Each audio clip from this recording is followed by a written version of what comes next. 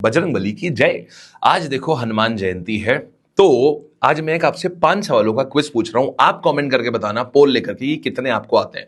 सवाल नंबर 1, रामायण या रामचरितमानस आपके घर में कौन सी होती है, हमेशा पाठ क्या होता है।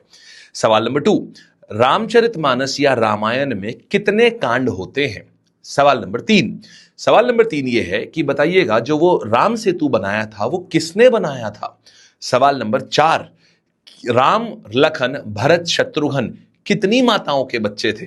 और सवाल नंबर 5 कि रामायण में सबसे बड़ा कांड कौन सा है। अब इनके उत्तर, सबसे पहले मैंने आपसे पूछा कि हमारे घर में पाठ किसका होता है।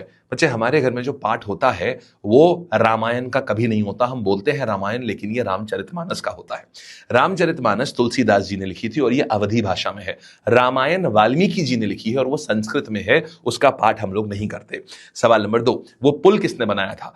राम सेतु। नल और नील, इंटरेस्टिंग बात यह है वो लोग कौन थे, जो हमारे जिनको हम वास्तुकार बोलते हैं पूरी दुनिया का, ये भगवान विश्वकर्मा, उनके बच्चे हैं नल और नील, इन्होंने बनवाया था। तीसरा सवाल मैंने आपसे पूछा, बताइए रामायण में कितने कांड हैं। रामायण और रामचरितमानस दोनों में ही 7 कांड हैं।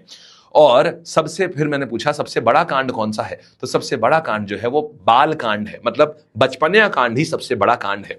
और इसके बाद मैंने आपसे पूछा, बताइए राम लखन भरत शत्रुघ्न 4 लोगों में माताएं कितनी हैं। ये इसमें 3 माताएं हैं, 3 अलग अलग माताओं के ये 4 बच्चे हैं।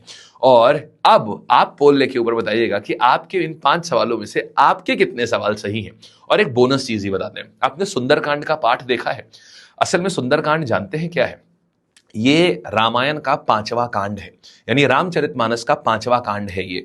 इस 5वें कांड में हनुमान जी जो हैं ये लंका जाते हैं और पूरी लंका में तहस नहस करके आते हैं।